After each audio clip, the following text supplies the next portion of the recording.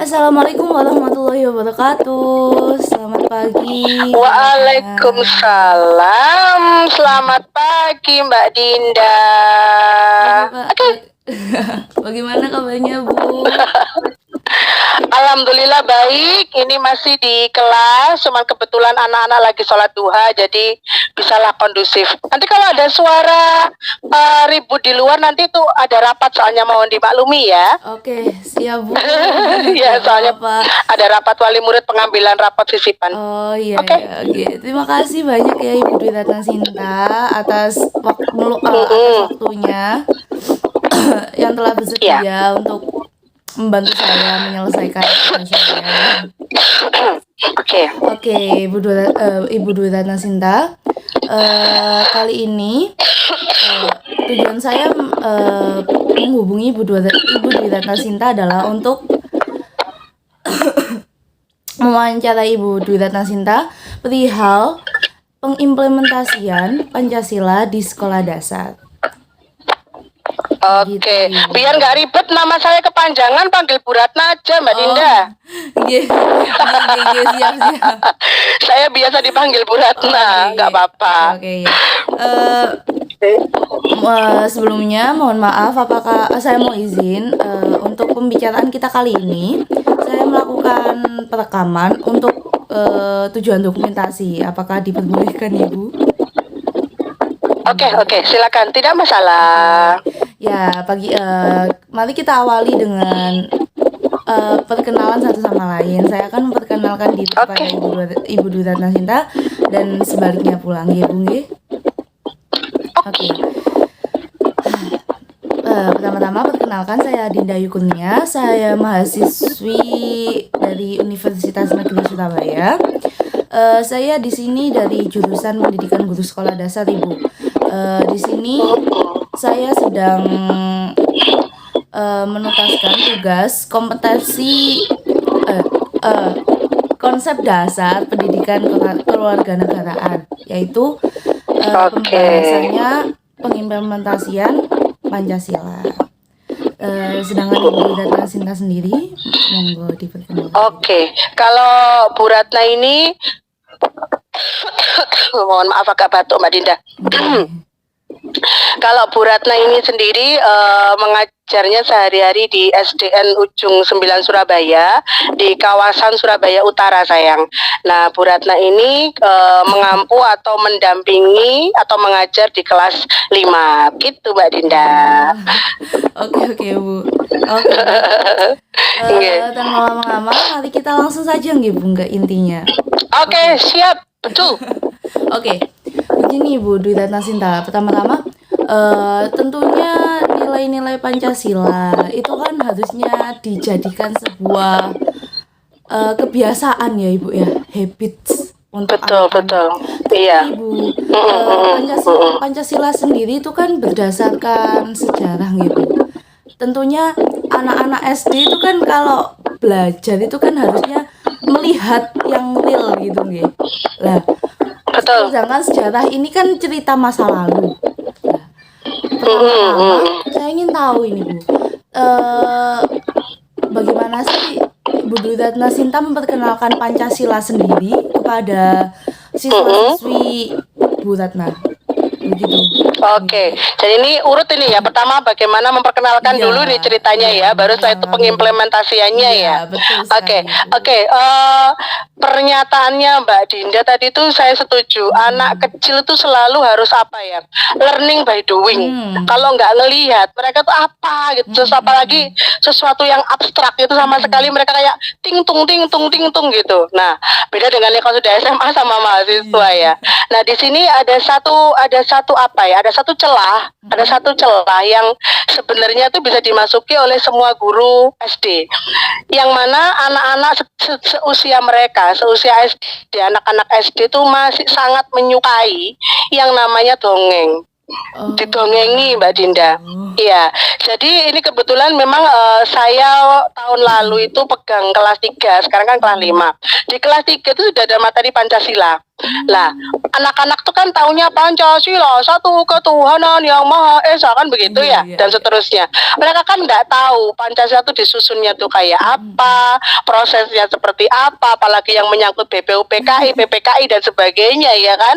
Nah, itulah yang namanya kami, nah ini untuk Mbak Dinda juga, guru SD itu harus multi talenta, nggak hanya harus bisa ngajar, harus bisa cerita, harus bisa nyanyi, harus bisa nari. Jadi waktu itu saya memperkenalkan Pancasila dengan storytelling, storytelling yang khusus tentang Pancasila. Jadi saya kalau boneka tangan saya nggak mungkin ya. Ada tokoh-tokoh yang mencetuskan Pancasila kan, Insinyur Soekarno, Muhammad Yamin kan, begitu kan? Itu apa namanya? Saya buat gambar-gambar mereka, kemudian saya ceritakan mereka tuh perannya apa masing-masing dalam penyusunan Pancasila itu tadi. Nah, setelah itu kemudian mulailah saya pancing si anak-anak ibu. Kan waktu itu kan ceritanya negara kita kan akan merdeka sehingga butuh dasar negara, kan begitu ya. Muncullah pertanyaan dari anak saya, sebenarnya apa sih dasar? Kalau nggak ada dasarnya, memangnya negaranya nggak bisa? Itu pertanyaannya begitu. Kalau nggak ada dasarnya, emang negaranya nggak bisa? Itu kan pertanyaan kalimat yang nggak tertata, tapi memang iya gitu kan, dasar negara itu kan penting. Mulailah saya cerita bagaimana mulainya, mulai itu ya bom Hiroshima, Nagasaki, segala macam itu karena anak kecil nek wis ana bom-bomane iku pasti tertarik Mbak Dinda. Dan ditambah dengan bantuan itu ya, tayangan dari LCD, boneka bukan ya, gambar yang saya tunjukkan itu, mereka jadi setidaknya murid-murid saya paham bahwa ternyata Indonesia waktu itu tuh mau merdeka, harus disiapkan. Lah dasar negara itu ibaratnya rumah, itu dasarnya, pondasinya.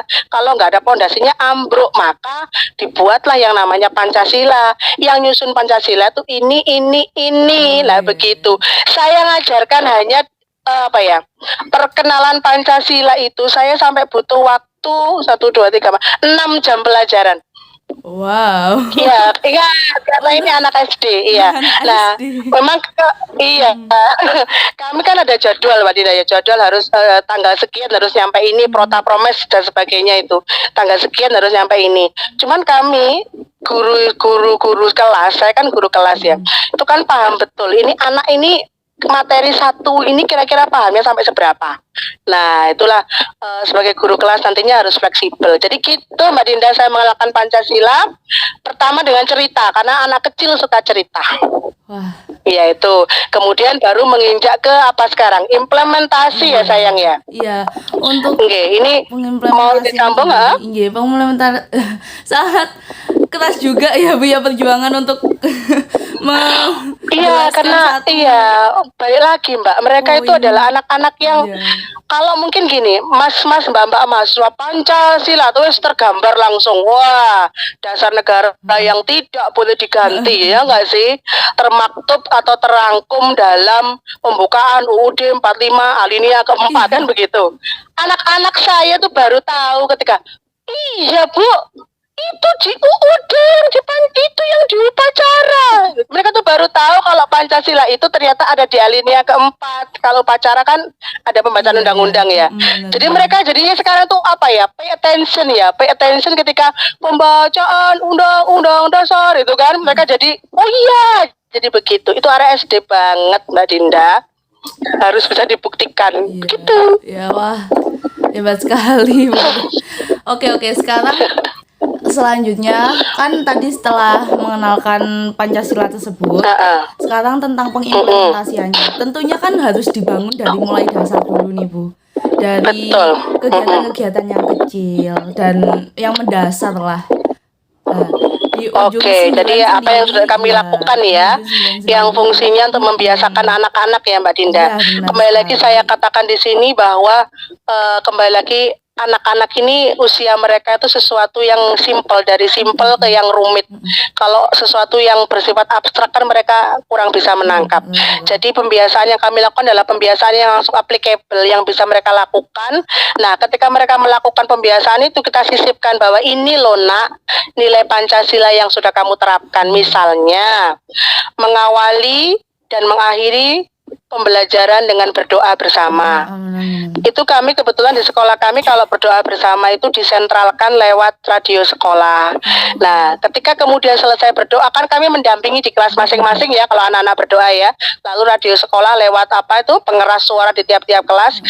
Kami informasikan kepada mereka, dengan kalian berdoa, kalian telah mengingat Tuhan kalian dan telah menerapkan Pancasila sila pertama.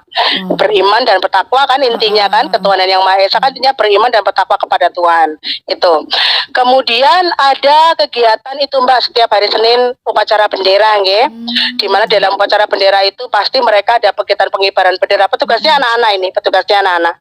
Pengibaran bendera, menyanyikan lagu kebangsaan, menyanyikan lagu wajib nasional yang mengenalkan mereka kepada semangat cinta tanah air atau nasionalisme. Jadi di situ itu merupakan bentuk pengimplementasian sila yang ketiga nggih Mbak Dinda nggih. Lalu untuk sila yang kedua, kemanusiaan yang adil dan beradab ini kan lebih kepada bagaimana anak-anak itu bisa peduli kepada sesamanya kan begitu ya Mbak ya. Nah, di sini kami ada program yang namanya infak. Setiap hari Jumat yang dipandu oleh Bapak Ibu Guru Agama, yang mana infak ini nanti kami kami peruntukkan untuk siswa, siswi dan keluarganya apabila mereka karena satu dan lain hal mengalami suatu musibah. Jadi setidaknya ikut sumbangsih ya Mbak Dinda ya. Itu. Terus di di sekolah kami ini kami itu sering bahkan mungkin sudah sangat menerapkan pembelajaran berkelompok Mbak Dinda. Jadi tidak individual lagi. Dengan berkelompok itu mereka berlatih untuk bisa bersosialisasi, take and give, mendengarkan teman ketika berpendapat, berbeda pendapat tapi tetap harus bisa menentukan satu keputusan yang sama. Ini kan tentunya implementasi dari sila yang keempat Mbak Dinda nggih. Itu sudah kami terapkan di sini. Dan juga anak-anak namanya anak kecil suka gambar, suka gunting, suka semua yang berbau karya yang lucu-lucu begitu, itu kami pajang di sekitar sekolah. Karena kami ingin menunjukkan bahwa kami Bapak Ibu Guru menghargai hasil karya kalian. Itu merupakan penerapan dari sila yang kelima, di mana di salah satu penerapannya adalah kita menghargai hasil karya orang lain. Itu yang sudah kami lakukan selama ini Mbak Dinda, dan terus berproses sampai dengan sekarang. Hebat sekali Bu. Emang dasar-dasar itu perlu sih Bu. Kalau dasarnya emang udah kuat, makanya itu betul sekali nggih. Dan tentunya pemberian dasar itu karena masih SD ya. Jadi memang harus sesuatu yang simple tapi kena gitu Mbak Dinda. Nggak bisa kalau kemudian langsung diajak nalar gitu, susah jadinya gitu. Ya. Tapi Bu, tentunya tidak semulus itu kan ya Bu ya. Untuk melakukan hal tersebut, mengimplementasikan hal tersebut kepada anak-anak itu kan tentunya tidak semulus itu. Sejauh ini menurut pengalaman Bu Ratna sendiri nih, untuk kendalanya itu paling sering itu apa ya Bu ya untuk pengimplementasian Pancasila ini? Kendala maksudnya kendala yang dialami? Kendala itu yang dialami ibu dalam mengajar atau hambatan-hambatan sehingga anak-anak ini kayak kurang gitu Bu dalam mengimplementasikan Pancasila. Ya tentunya pasti Mbak, arek sakmu ini kayak wakai bocah dengan berbagai macam latar belakang yang berbeda-beda ya. Tentunya mereka berangkat dari rumah dengan kondisi rumah yang berbeda-beda juga. Terutama selama ini kami berusaha untuk mengimplementasikan Pancasila itu, kami terbentur pada dua hal. Yang pertama dari penggunaan gadget yang tidak bijaksana. Itu. Jadi dari anaknya sendiri. Iya. Kedua dari orang tua. Saya bahas satu persatu. Dari gadget dulu. Ini kan sebenarnya penggunaan gadget itu kan imbas bawaan dari pandemi yang kemarin. Iya kan? Pandemi itu adalah Mbak Dinda juga mungkin ngalami ya. Sekarang kan baru awal masuk kuliah ya. Jadi kan ketika SMA kemarin pasti kena daring. Nah, bedanya Mbak Dinda ketika kena daring kemarin kan sudah SMA kelas 3. Iya, benar. Kelas 12 sih sayangnya. Iya, kelas 12. Tentunya mohon maaf, mungkin sudah bisa memanage. Saya ini pakai gadget ini untuk apa, gitu loh. Ya nggak sih? Iya, benar. Oh, cuman buat sekolah sama guru saya. Saya mau cari mungkin googling materi untuk tugas-tugas saya. Anak SD mah beda, Mbak. Beda sekali. Ketika oke, mereka selesai mengerjakan tugas. Tapi kemudian mereka akan terus searching sesuatu yang tidak berguna. Nah, tanpa didampingi oleh orang tua. Nah, ini seringkali jadi bertabrakan dengan apa yang kami tanamkan kepada mereka, bahwa satu contoh, misalnya contoh.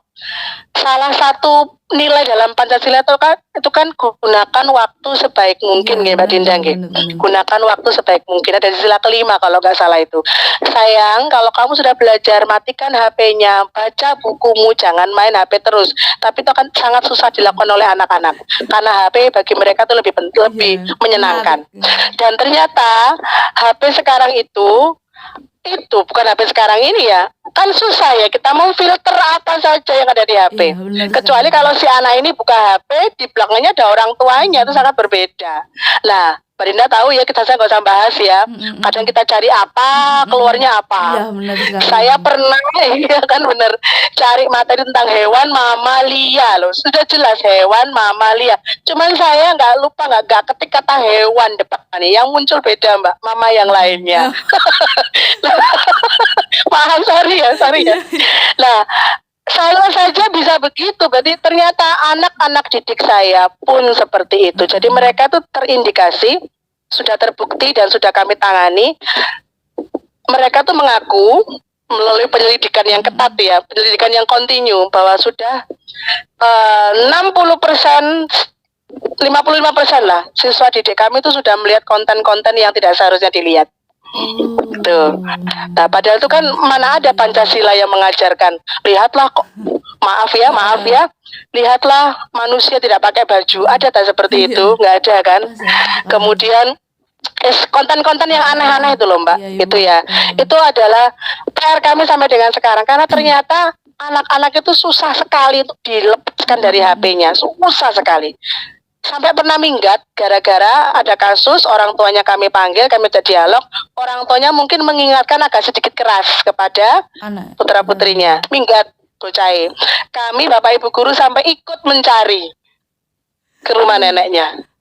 Dan itu di luar, Mbak, di luar Surabaya. Tapi alhamdulillah selesai. Lalu kendala yang kedua dari orang tua. Orang tua ini kan gini, Mbak. Saya sedikit cerita curcol, curhat colongan. Wali murid saya ini rata-rata adalah pekerja harian, pekerja lepas, yang mana kalau mereka nggak kerja berarti nggak digaji kan. Iya. Nah, rata-rata itu dua-duanya kerja, Mbak, bapaknya kerja, ibunya kerja, dari pagi sampai malam nggak ketemu putra-putrinya. Sehingga mereka tidak ikut mendampingi apa yang harus, memang nggak semua, tapi mayoritas orang tua yang di sini seperti itu. Sehingga apa yang nilai-nilai Pancasila yang kami tanamkan di sekolah itu kayak putus karena tidak dipraktekkan di rumah. Padahal seharusnya apa yang di sekolah itu kan minimal diulangi di rumah. Jadi rantai itu kayak putus gitu loh, Mbak. Akan tetapi ini sekalian saya bahas penanganannya ya, biar ringkas ya. Iya, Ibu. Melihat kondisi-kondisi seperti itu, tentunya kami kan ya, satu miris jelas ya, dua nggak terima gitu loh, nggak terima dalam arti harusnya nggak gini gitu loh. Sehingga kemudian kami secara berkala, Mbak Dinda, secara bergiliran ada namanya program parenting. Parenting ini khusus kami pisahkan untuk siswa laki-laki sendiri, siswa perempuan sendiri. Ini dirangkum dalam suatu kegiatan yang namanya fikih remaja untuk yang Islam, untuk yang agama Islam. Untuk yang agama non Islam, mohon maaf saya agak lupa namanya, tapi memang ada bimbingan sendiri. Dan juga ada parenting untuk wali murid, khusus wali murid yang diparenting, dengan harapan agar nyambung, Mbak Dinda, antara program kami, supaya program sekolah itu kan nggak bisa jalan kalau di sekolah, di rumah kemudian mandek, nggak bisa jalan. Nah, sehingga parenting ini tetap kami laksanakan sampai sekarang. Minimal setidaknya kami bisa, misalnya anaknya wis di rumah, kan kami udah nggak tahu ya. Tapi kami bisa komunikasi, Ibu bagaimana? Maaf. Si Fulan apakah sudah mengerjakan tugasnya, minimal seperti itu. Jadi kami intens sekali sama wali murid kami. Begitu Mbak Dinda. Perjuangan sekali ya Ibu ya dalam menerapkan satu poin itu. Perjuangan sekali Ibu. Sangat Mbak Dinda, karena wali murid kadang-kadang sudah malam Bu, saya sudah capek ini, saya sudah kerja. Lalu apa gunanya saya menyerahkan anak saya ke sekolah kalau masalahnya dilimpahkan ke saya? Juga pernah seperti itu. Padahal nanti Mbak Dinda akan paham ya. Karena sekarang masih awal-awal ya sampean ki sayang nggih. Nanti ketika Mbak Dinda panjenengan sudah terjun ke dunia pendidikan, sekolah siswa orang tua ini nggak boleh putus mata rantainya. Kalau sudah putus, sehebat apapun media dan metode yang diterapkan itu nggak akan pernah berhasil. Tuh Mbak Dinda. Iya. Terima kasih. Semangat ya. Terima kasih banyak Bu atas jawaban dan wejangan-wejangan dari Bu Ratna ini. Izinkan saya buat menyampaikan kesimpulan dari obrolan kita pagi ini, Bu nggih. Jadi iya, sayang, yang sudah saya tangkap hari ini adalah jadi untuk anak SD sendiri pengenalan implementasian pengenalan Pancasila dapat dilakukan dengan cara yang semenarik mungkin. Salah satunya yang diterapkan oleh Bu Ratna sendiri yaitu storytelling.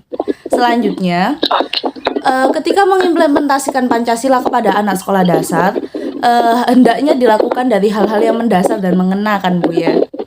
Seperti doa setiap pagi, infak, dan lain-lain.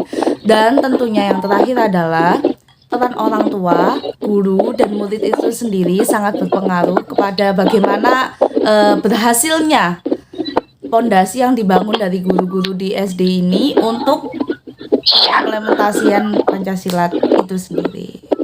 Iya, betul sekali. Terima kasih Bu Ratna Sinta. Saya rasa sudah cukup sama-sama. Sudah? Oke.